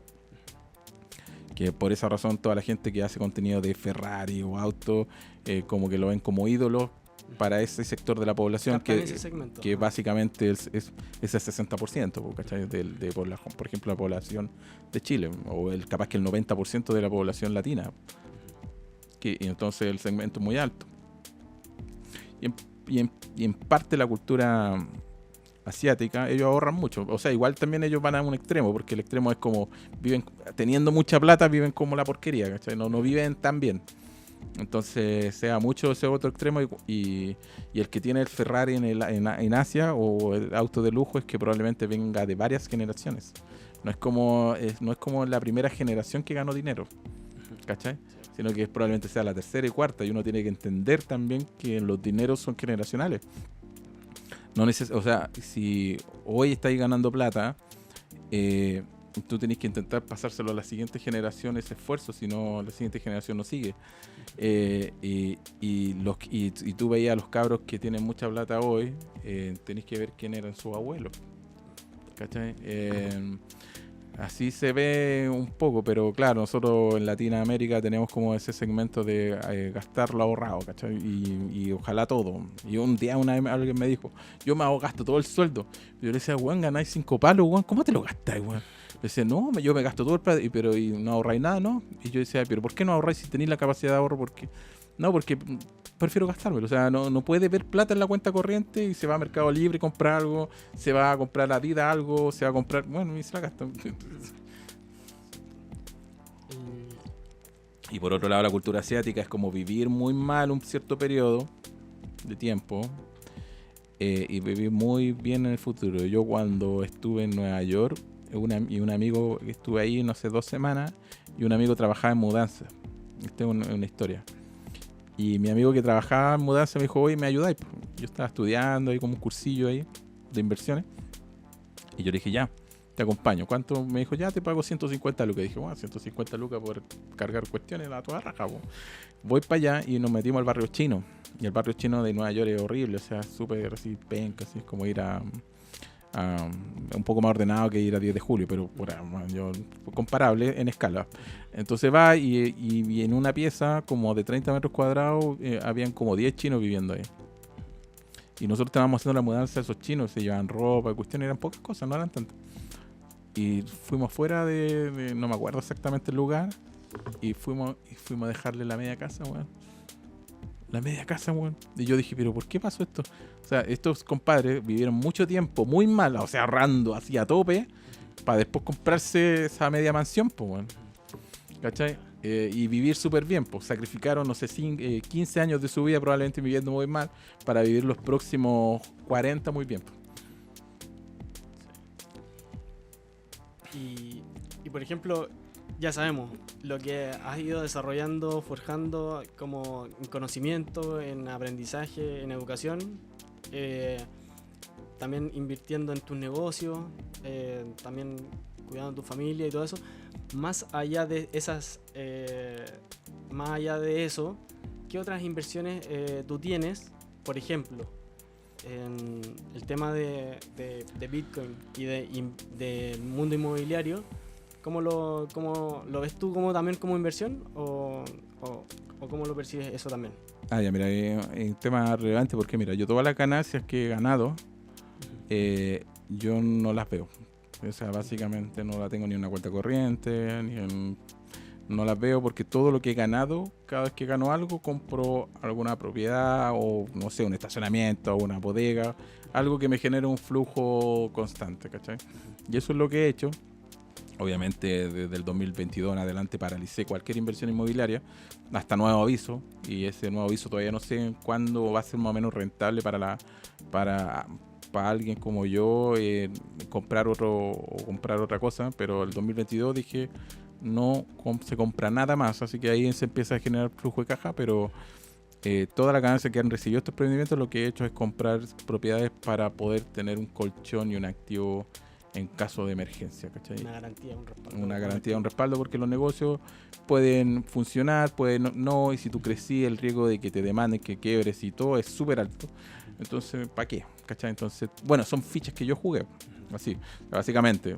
Yo tengo mi trabajo, tengo los emprendimientos, estos emprendimientos generan dinero, este dinero que genera yo lo invierto en activos y no en el mismo negocio, sí, en cierta forma, ¿cachai? O sea, no lo reinvierto o reinvierto muy poco de ese porcentaje y así yo administro en caso de que ocurra algo en estos negocios, quiebren o ocurra algo catastrófico, o se te muere alguien, porque se te puede morir un trabajador y justo ese mes no pagaste el seguro y justo ese mes te recontra demandan y quedaste en la quiebra, ¿cachai? O sea, puede ocurrirte, o sea, porque se le olvidó al contador pagar las imposiciones, bueno, puede pasar cualquier cosa, la empresa, claro, y puede pasar cualquier cosa, se te muere alguien y jaque mate. Jaque mate. ¿Cachai? Entonces pueden ocurrir ciertas cosas, entonces yo digo, bien, lo invierto en activos, estos activos generan un flujo más o menos constante de dinero, aparte de los otros ingresos que se tienen, y así se administra este portafolio. Este portafolio que tengo yo, que es básicamente, no invierto en acciones, pero básicamente porque las acciones pagan mucho impuesto y la gente no lo ve. Pero es más emocionante. Claro, invertir en acciones, tú que sabes, paga impuesto al momento de liquidar la acción con ganancia. Y los impuestos a veces, si tú sacas la vuelta a la vieja, dependiendo de dónde estáis, en qué tramo estáis, pueden ser significativos los impuestos que te cobren. Entonces las ganancias como que son ahí peligrosas, tributariamente. Si veis la ganancia bruta, ¿cachai? Y por otro lado, yo invierto 100 en Bitcoin, es solo el 0,5% de mi patrimonio. Solo eso, nada más. Y no es que ande tradeando, no ando jugando, porque el trading en general, tienes que entender, si alguien quiere ser trader, no es el trading del celular, que yo he visto muchos cabros chicos, mira, estoy tradeando, soy trader. No, o sea, tú tienes que estudiar la variable económica, estudiar las noticias, estudiar cómo afecta el mercado, estudiar el comportamiento fundamental, el comportamiento técnico, estadístico, saber estadístico. O sea, el trader tiene que saber demasiadas cosas, no solamente estar con el celular y saber quién compra o vende, o seguir a un influencer quien te diga en qué momento comprar y vender. Entonces yo apuesto un poco a solamente este 0,5% de mi patrimonio en Bitcoin, pensando en 15 años. Ser un holder así terrible, pero porque las criptomonedas en general van a ser una unidad, o pueden irse todas a cero, que es un 50% de probabilidad, o pueden ir subiendo en el tiempo en base al capital total que hay ahí metido en el mundo en Bitcoin o en alguna criptomoneda. Entonces, si eres holder, va a crecer. Entonces yo apuesto como a 10, 15 años. Y aparte, te quitáis el peso de encima de estar constantemente tu cabeza. Hoy perdí tanta plata. Operando la cuestión o viendo el numerito. Viendo el numerito y gastáis tiempo viendo el numerito. Yo de repente a veces se me olvida hasta la clave. El otro día llevaba como 6 meses, 7 meses sin verla y dije, voy a cachar. Y se me había olvidado la clave y dije, bueno. Pero el riesgo de esta cuestión. Pero yo lo veo así, pero yo sé que hay gente que vive de esto y ha tenido mucha suerte con las criptomonedas. Pero yo prefiero ser holder y meter todos los meses un poquito, ¿cachai? Pero no... Holder ya en criptomonedas, que teóricamente es una cuestión súper riesgosa, pero también tú mencionas que lo que de tus ganancias de los negocios, de lo que tú ganas, también lo reinviertes en inmobiliario. Cuéntanos cuántas propiedades tienes, solamente porque quiero derribar el mito que se excusan mucho como que gente de nuestra edad, generación con 30 años, todavía Sí. pero con la excusa de que no, en Chile ya no se pueden tener propiedades. ¿Cuántas propiedades tú tienes ahora? Sí, yo tengo 9 propiedades, pero finalmente a la larga uno tiene que pensar que son activos inmóviles que generan mucho gasto, y yo el 2021, 2022 yo dije no voy a comprar más. ¿Cachai? Una decisión que tomé. Esto es patrimonio personal, no es patrimonio de la empresa. La empresa tiene otros patrimonios, pero el mío personal son son 9, pero uno tiene que entender varias variables antes de comprar un departamento: la ubicación, el lugar, el nivel de arriendo que está en la zona, el riesgo de los departamentos, ¿cachai? Porque yo invierto muy poco en departamentos. ¿Más en terreno? No, en terrenos, casas. Diversificado también. Sí, diversificado. Yo prefiero terrenos, casas, aunque los terrenos son holder. Sí, no generan flujo. Pero un holder a 10 años se va a triplicar o cuatriplicar un terreno. Casas, que hoy día hay escasez de casas, y departamentos muy específicos, o sea, muy, muy específicos, porque claro, hay gente que invierte en estudios por estudio y hoy en día los estudios están potados, la gente no tiene idea de qué hacer. Yo tengo estudios, bajan los precios. Bajan los precios constantemente. Mucha oferta. Exactamente, porque era mucha oferta y uno tiene que entender por qué no invierto en departamentos, porque los departamentos a largo plazo no van a ser rentables, ninguno. Y cuando hablo a largo plazo, 10 a 15 años, ojo. Sí. Porque si un edificio tiene una mala administración financiera, se va todo el edificio hacia abajo, ¿cachai? Y si hay muchos departamentos desocupados, el bloque de departamentos también se va abajo, ¿cachai? Porque, oye, no hay tiempo para pintura, para pintar el pasillo, oye, los asesores están fallando porque hay pocos departamentos ocupados. Hay muchos departamentos desocupados, entonces finalmente la mantención no puede ser sostenible en el tiempo y el departamento puede tener un alto riesgo de que baje valor, que en vez que suba. En cambio, departamentos que tengan menos de 6 pisos, esta es mi visión, departamentos que tengan menos de 6 pisos, que sean ubicados en una zona, pero mi criterio es que sean de menos de 6 pisos. Ese es mi criterio desde... Si no se deteriora muy rápido seguramente, como en las torres que están en estación central. Bueno, tenéis las torres, por ejemplo, estación central, un montón de torres, ¿cachai? Pero tenéis que pensar que tenéis que mantener un departamento de 20 pisos, cada piso vale plata, ¿cachai? O sea, tenéis que pintar el deterioro de ese ascensor. Del ascensor es mucho más, entonces a la larga la probabilidad de que baje de precio es muy alta al mediano plazo, ¿cachai? Entonces yo por eso no invierto en departamentos de más de 6 pisos. Es un criterio mío, pero... invierto en casas, ¿cachai? Invierto sí en casas, porque casa es terreno. Sí, pues tierra. Ajá. Es tierra, ¿cachai? Ahí yo quiero hacer una aclaración, porque acá estamos hablando sin tapujos, por decirlo así. Sí.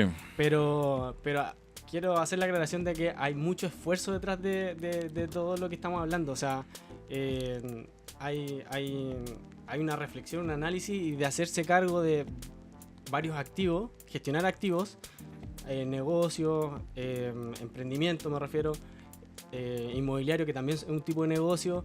Hay mucha gestión detrás de activo y de pasivo.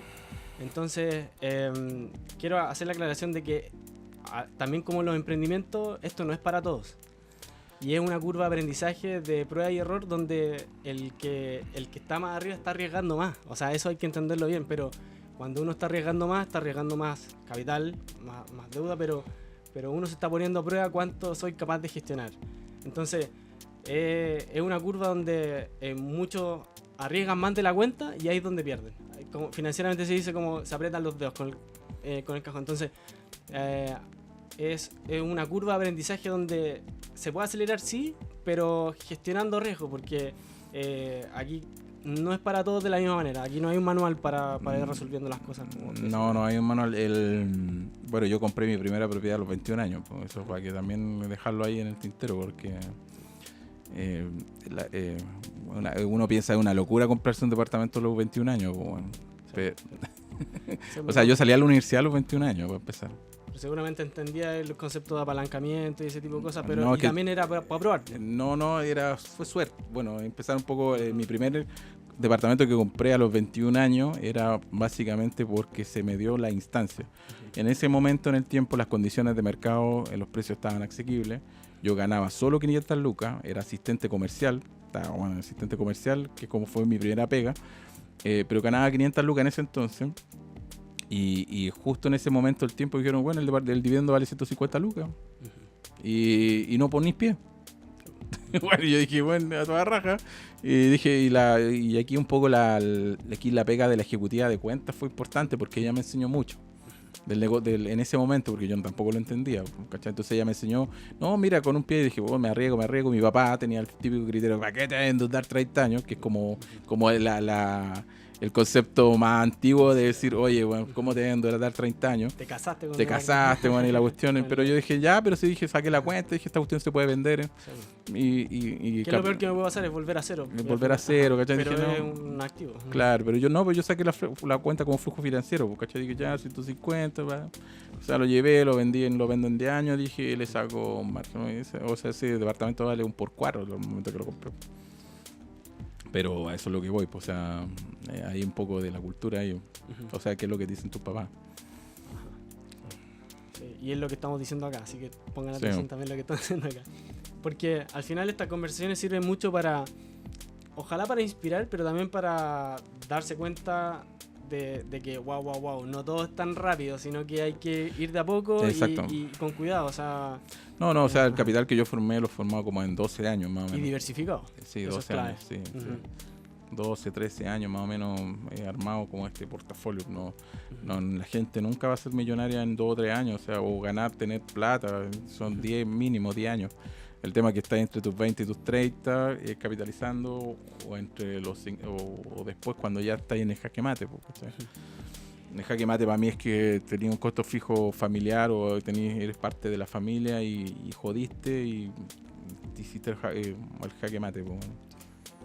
Y de repente para ir terminando así, tengo como 2 preguntas que no quiero que se me queden en el tintero. Sí, y una de ellas es, ¿cuál ha sido para ti en tu reflexión o que tú hayas recibido el mejor y peor consejo o que tú pudieras dar?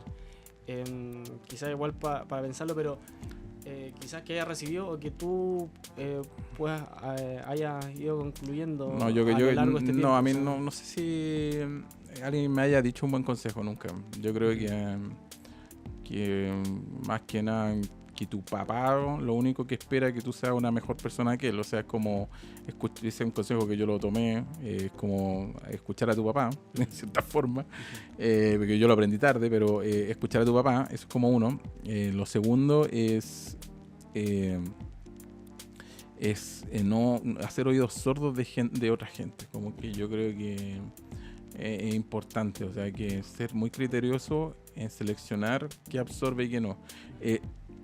Esta es una tarea súper difícil porque tenéis que ser como güero chancho, ¿cachai? Como escéptico total, ¿no? O sea, como sí, casi que no creerle a nadie. Es casi no creerle a nadie, pero creo que es lo mejor. ¿Cachai? O sea, ¿y por qué? Porque aquí un poco, y aquí como que siempre me critican a mí mucho de eso a mí, ojo, no es algo como que mucha gente me critica eso, a mí en lo personal, que gente, socio estratégico o cualquier persona, yo no tomo en consideración casi nada. O sea, lo absorbo, lo analizo y de ahí como que veo si me sirve o no. Pero ¿qué es lo que pasa? Que la mayoría de los jóvenes, hoy en día hablando un poco de los jóvenes, es que dicen, eres penca. Y tú te crees que eres penca, o no eres capaz de eso. Y ¿cachai? Como que, puta, así capaz que no sea capaz de eso, de hacerlo, ¿cachai? Y me pasó una vez cuando estábamos lanzando un emprendimiento aquí, y con este primer socio, y yo voy donde el papá, y el papá me dice, ¿tú te crees Mark Zuckerberg? ¿Vaya a hacer esta cuestión? Eres tonto. O sea, me dijo, no, esto no sirve, bótalo a la basura. Y me lo dijo, y yo tenía como 27. Y yo como que dije, puta, sí, capaz que este caballero que tiene 20 años más que yo, 30 años más que yo, capaz que tenga razón, po. ¿Cachai? O sea, y como que lo absorbí. Lo tomé al 100%. Pues digo, ya te cuestionaste a ti mismo. Sí, pues me cuestioné a mí mismo y lo dejé ahí, ¿cachai? Dije, ya, puta, será nomás, pues, ¿cachai? Tiene razón, alguien que es súper exitoso, tiene 10 empresas, bueno. Claro, y lo absorbí, y yo probablemente si habría seguido ese camino, probablemente habría sido otro camino. Y ese como reflexiones. Sí, ¿cuál es la otra que me había dicho? Como el mejor consejo y el peor consejo, pero claro, de repente que tú puedas dar para lo otro, pero tomo ese como ser escéptico, o sea, ir probando, no creer mucho lo que te dicen los demás, sino no creer nada de lo que dicen los demás. Yo creo que es relevante eso, y por sobre todo como que intentar ver tus capacidades, o sea, yo sé que esa cuestión es súper difícil hoy en día porque estás como absuelto de las redes sociales, ¿cachai? Como que te absorben. Cortoplacismo. Claro, como que la red social te absorbe, porque no tenés tiempo de reflexionar, ¿cachai? O sea, el tiempo te lo lleva el celular, pues estás ahí 1 hora y no te das cuenta, bueno, y ya son 6 horas a la semana, 12 horas al mes, estuviste 2 días, bueno, ahí en el celular pegado, y si no más, ¿cachai? Y los cabros chicos hoy en día están ahí pegados 4, 5, 6 horas al día en el celular, si no más, pues, chateando. Entonces, no te da el tiempo de reflexionar. O sea, ¿qué realmente quiero hacer? Dos preguntas, o sea, y esto es para los adultos, ¿dónde quiero vivir? Es una pregunta súper, oye, realmente, ¿dónde quiero vivir? ¿Qué es lo que quiero yo como mi estructura familiar? ¿Qué es lo que yo quiero yo? O tengo que ir a vivir a la dehesa porque todo el mundo dice que es bueno vivir ahí. Es un ejemplo, ¿cachai? O porque ahora estoy ganando más, me voy a ir a vivir para allá. Sí, porque es como que todo el mundo me dice que vive ahí, ¿cachai? ¿Se entiende? Es como ahí el tema de los pasos y de armar tu propio camino en base a lo que tú quieres, po, y vivir con el costo fijo lo más bajo posible. Ese es como el otro. Pero juntando esos puntos que hemos conversado, el espacio que tú dices de reflexionar, porque el negocio del celular, digamos, es captar tu atención. Sí, entonces te quita espacio para reflexionar y te quita espacio para mirar a largo plazo. Siempre Sí. estoy como... Y la apariencia y ese tipo de cosas.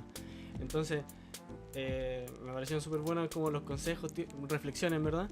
Y la otra que quería preguntarte es como alguna sugerencia de algún libro o película como que te inspire, no necesariamente relacionado a lo que No, tú mira, estabas hablando. a mí la película que más me inspira siempre es Interestelar. No, sí, la puedo ver 100 veces y no me aburro. Es como raro porque alguien dice, no, esto no te enseña, pero realmente te enseña varias cosas. Uno, te da el sentido del problema de que podáis tener económico. Por ejemplo, él plantaba maíz, ¿cierto? ¿Por qué plantaba maíz? Porque era el único alimento que se da en el mundo, en la película. ¿Y por qué? Porque había una catástrofe económica mundial que no se podía generar, claro, tenían que escapar, pero ¿qué pasaría si ocurriera eso? O sea, y puede ocurrir, o sea, no digo al extremo de irse a un planeta distinto, pero el hecho de que hay microcatástrofes, ¿cachai? Económicas que alguien puede jugar. O sea, Donald Trump te dice, te subo 1000% los aranceles, y ¿qué vas a hacer tú? Si nos encierran en la casa por otra pandemia. O sea, ¿y tú eres sustentable tú mismo, por ti mismo? Esa es la pregunta, ¿cachai? Eso te ayuda así como a reflexionar esos casos como de borde, pero... Claro, es que no pero es tan... que son muy llevados a la práctica, pueden ser. Es que no es tanto de borde si lo veis a la clase media baja, porque alguien que quede sin pega de un grupo familiar, jaque mate. O sea, un ingreso familiar de 1 millón y la persona queda sin pega, jaque mate. ¿Cómo vaya a vivir? Entonces tú tenés que tener una escapatoria, ¿cachai? Eso es lo que te digo, como que tenés que tener tu as, ¿cachai? Bajo la manga. Bueno, y esa es la película que a mí me encanta en general. Que te entretiene y la puedes ver muchas veces. Sí, la puedo ver muchas veces y lloro todas las veces que la veo. Bueno, Denis, de lo que hemos conversado me quedo dando vuelta. ¿Por qué podría ser bueno o malo para los que nos están escuchando tener la casa pagada? Mira, tener la casa pagada tiene un costo de oportunidad súper alto porque básicamente es tu capital ahí, el mayor capital personal de una persona normal o incluso el patrimonio hereditario de la gente es la casa, ¿cachai? Pero el hecho de que tú tienes que ver el costo de oportunidad de cierta forma de lo que tú estás haciendo. ¿Ya? Tener la casa 100% pagada, como tú dijiste muy bien, te da tranquilidad como de pensar de que si ocurre la peor catástrofe y tu nivel de ingreso pasa de 1000 a 0, eso podría llegar a generar que no puedas vivir. O sea, básicamente, ¿qué pasa ahí? No vas a poder pagar el arriendo, y si no tenés papá y mamá donde quedarte, ¿qué así? ¿Vas a vivir bajo un puente? Entonces tenés donde tenés un techo donde afirmarte y estar por cualquier catástrofe que ocurra, ¿cachai?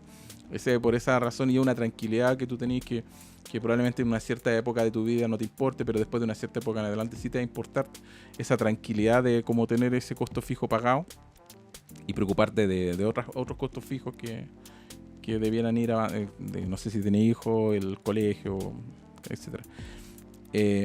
Y por otro lado, del punto de vista económico, financiero, estructural, si tenés tu casa pagada, ahí viene el gran depende. Porque si tu casa la compraste a menor precio que el mercado y la tenés pagada, bueno, le ganaste 10-15%, no sé, la compraste 20% más barato y la pagaste, bueno, hiciste win. Si la compraste a precio mercado, ahí tenés que evaluar el costo de oportunidad de lo que tú harías con esa casa, con ese dinero. Ya, supongamos que te compraste una casa, no sé, en Macul, para darte un ejemplo, y vale 300 millones, estoy dando un número hacia y la pagaste, pues 300 millones de capital, entonces tú dices, ya puedo venderla en 300, 150, hacer algo para que genere lucro un emprendimiento, y 150, pagarme otra casa más barata, ¿cachai? Y obviamente depende también del tiempo que tú estés, o sea, en qué etapa de tu vida estás. Por ejemplo, si ¿para qué me sirve tener, en mi caso yo lo he pensado muchas veces esta cuestión, digo, bueno, va a llegar un momento del tiempo que mi casa va a quedar ultra mega grande, porque mi casa tiene 300 y tantos metros cuadrados, entonces digo, bueno, ¿para qué voy a querer una casa de 300 metros cuadrados cuando tenga 60 años? ¿Cachai? Entonces depende de la etapa de vida que estés, ¿cachai? Y agregándole como variables financieras quizás y no financieras también, primero en que el promedio de las personas que se quedan en una casa dura entre 5 y 7 años, eso en términos promedio, pero si uno tiene una mirada más de largo plazo y quiere hacer toda la vida de tu hijo o tu hija ahí para generar recuerdos y todo eso, una mirada mucho más de largo plazo, sí. Y una mirada no financiera porque lo estás capitalizando o valorizando con cuestiones, con variables no financieras. Claro, yo lo estoy valorizando con variables no financieras, o sea, tengo mi huerta, tengo mi cancha de tenis, tengo la piscina, entonces generalmente se genera un flujo constante de personas, recuerdos, o de que construí algo, ¿cachai? Y llevándolo al punto de vista financiero, para agregarle otra variable, cuando está pagada, puede ser una garantía en caso que uno necesite liquidez. Exacto. Se puede apalancar con el banco o con una mutuaria con fines generales y tengo liquidez. Exacto, podéis liquidar incluso para comprar otras o invertir, no, y ahí veo el costo oportunidad del financiamiento. Claro, básicamente podría llegar a hipotecar la casa si tú tenías un ingreso, hipotecar y quedar con la misma casa, ¿no? Y generarle un capital ahí casi inmediato, porque llegáis, la casa vale 10, no sé, 15.000, 20.000 UF, y si ya el 10% te lo lleváis a caja y harta plata, ¿cachai? Entonces, y financieramente, mirando para atrás los datos históricos, se valoriza. Entonces, se valoriza. A 10 años plazo algo de 10.000 UF, en 10 años perfectamente llegar a 20.000, una cosa así. Exactamente, uno tiene que fijarse también donde cuando uno vive, que es que como aparte, pero cuando uno compra o construye un lugar o donde va a vivir, yo lo que hago generalmente, como un consejo, es ver el planning del Santiago del 2050. Sí, ahí te dice exactamente dónde proyectan el próximo metro en el antes del 2050, cuáles van a ser las nuevas carreteras que van a estar en el 2050. Esto es público, o sea, tú llegué, lo metí, lo van actualizando cada 2 años promedio, o cada año, pero está ahí. Entonces yo compré en una zona donde yo dije, ya aquí va a pasar la próxima orbital, esta cuestión se va a valorizar, donde hice mi casa, se va a valorizar 1x2 en unos 5 a 10 años más, y ahí veré qué hago, pues, y a la larga es un capital ahí que tenía, y uno tiene que pensar que la mayoría o todas las gentes quebran por el costo fijo. Todas quiebran. No, la gente no quiebra por los costos variables, no, la gente quiebra por los costos fijos. Empresas quiebran por los costos fijos. Personas quiebran por los costos fijos. O sea, hay costos fijos, te endeudaste en el auto, estás pagando la cuota del auto, estás pagando el dividendo, ya no te alcanza, pues bueno, no sabes cómo generar esa plata. Y el costo fijo te hace jaque mate y jodiste. ¿Cachai? Porque es muy distinto. Si quedaste, estoy hablando de alguien que ganaba 1.000 y pasa a 0, generar 600 lucas de dividendos, genératela tú solo.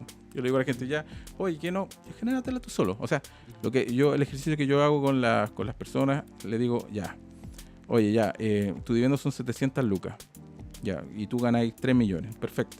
Hácete las 700 lucas por sí solo, sin tocar el sueldo que estáis recibiendo. ¿Eres capaz? Ya, el 95% dice que no es capaz de generar esas 700 lucas. Entonces el buen queda sin pega y jaque mate. Sí, fin. Sí. Súper riesgoso. O sea, súper riesgoso. Depender de una sola fuente de ingresos, sobre todo de un... Y tenés que pensar que el 95% de Chile es así. O 90%. vive así, con ese riesgo. Entonces, en esta última etapa de la conversación, para hacer algo un poquito más ágil, en esta parte que ya estamos un poquito más cansados, pero ya nos conocemos mucho más, vamos a hacer un ping-pong con... Dennis Bellis. Bien. Este es el tópico de finanzas personales. Gasto innecesario que te arrepientes de haber hecho. Una Nintendo Switch. El mejor consejo financiero que te han dado. Mejor consejo financiero que me han dado, ninguno. Perfecto. Un error financiero que agradeces haber cometido. Emprender. Inversión favorita para gente que recién empieza. Inversión inmobiliaria, sí. Vivir con menos o ganar más. Vivir con menos. O sea, Perfecto. Pasando a frugalidad y estilo de vida, algo que dejaste de comprar y nunca extrañaste. algo que dejaste de comprar y nunca extrañaste. Oye, esa weá, dejaste de comprar y nunca extrañaste. Algún dulce. Puta, ya, no, la bebida. ¿La bebé? Sí, la dejé. Siempre, gracias a Dios, la dejé. ¿No? Buena. Sí, y fue duro, pero dejé la bebida, weón. O sea, yo 2 meses. Es como la droga, weón. Sí, es una droga la bebida. Sí. Pero bueno, le dije ya, voy a dejar la bebida, weón, que es como el cigarro, dije. Y dejé la bebida, weón. No por nada parte de coca. Entonces sí, a lo mejor parece una adicción. Sí, weón. ¿Qué te hace sentir rico sin gastar mucho? Ir al parque con mi hija. Perfecto. Se me ocurren muchas otras cosas. ¿Minimalismo o eficiencia brutal? Eficiencia brutal. ¿Comida cara o cocina en casa? Va a ser difícil, weón. No, yo iría por comida cara, sí. Bueno. Sí. O sea, sí. Si tengo que elegir algo. ¿Bitcoin o propiedades? Propiedades.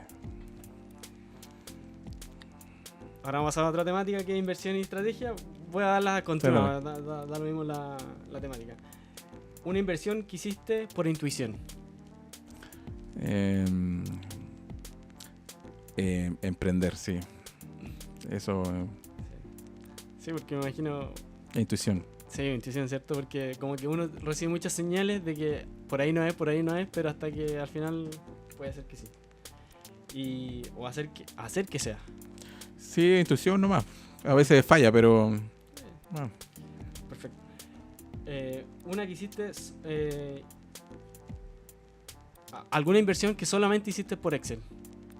Todas. ¿Riesgo que volverías a tomar? Ser papá. Un riesgo. Sí. Y es una inversión al mismo tiempo, supongo. Claro. ¿Libro que te rompió la cabeza? Para bien o para mal. Así como... Yo he leído como 200 libros y no podría recomendar ninguno, güey. No, está perfecto. Sí. ¿Qué aprendiste tarde y ahora enseñarías temprano? ¿Cómo? ¿Qué aprendiste tarde y ahora enseñarías temprano? Es como, ¿qué aprendiste ahora que le enseñarías a ti mismo hace 10 años atrás? No escuchar a los demás. Teoría económica que aplicas todos los días. Costo-oportunidad, 100%. Todos los días la aplico. ¿Disciplina o motivación?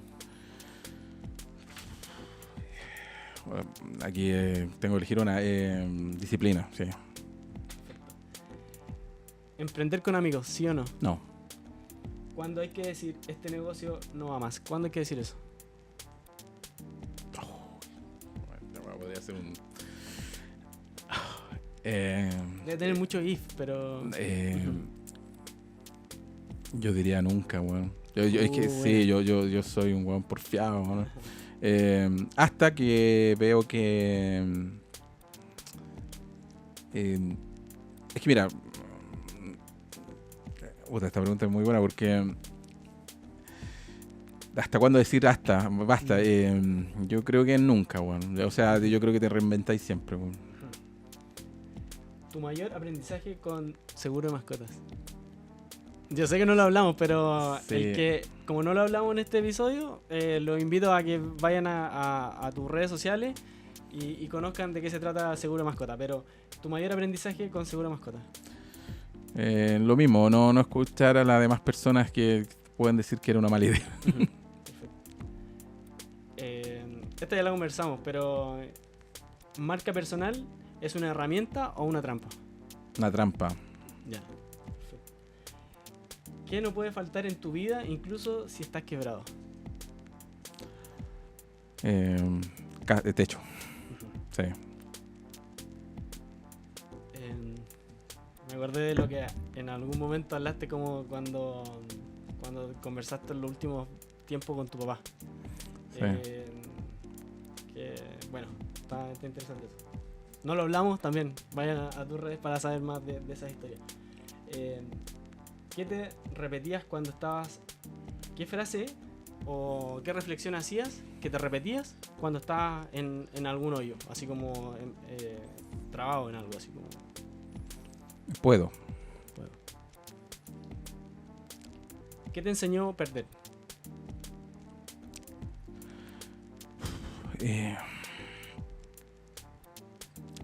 Valorar.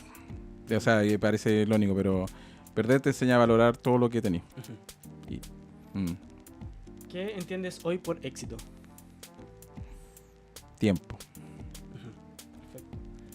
Y estas ya son las últimas. Sí, dale, va. ¿Eres más de Team Excel o de Team Notion? Excel. Aunque soy de ambas a la larga, pero sí. ¿Te endeudarías por un MacBook? Sí. Perfecto. Sí. 24 cuotas sin interés. O sea, por eso digo 24 cuotas sin interés. Bueno, sí. ¿Vacaciones soñadas o 2 departamentos en arrendo? Vacaciones soñadas, aunque le parezca irónico, pero sí, prefiero las vacaciones. Porque valoro más ese tiempo, porque para mí es como, yo tengo la valorización que el tiempo es muy fugaz. O sea, ¿cachai? Es como que siempre estoy ahí como muy estresado por eso. Es más, es como que el tiempo es muy fugaz. Pues, o sea, tú podés salir de aquí y justo encontraste una bala y te llegó la y fuiste. Pues, bueno. Entonces... De hecho, en el análisis puede ser que con tu situación actual, un departamento más el beneficio marginal es menor que, sí. que la vacación. O sea, ya estáis como en la frontera de... Sí, estoy en la frontera, sí. Y el último tweet que nunca escribiste, pero que lo tienes en la cabeza. No tengo Twitter. Twitter, ahora ex. No tengo Twitter, weón. Tengo Trends nomás. Y Trends lo ocupo para hacer hartas frases. Pues la frase como que me gusta a mí es: los diamantes se crean bajo presión. Buenísimo. Entonces... Y en el laboratorio. Muchas gracias, Denis, de verdad por tu tiempo.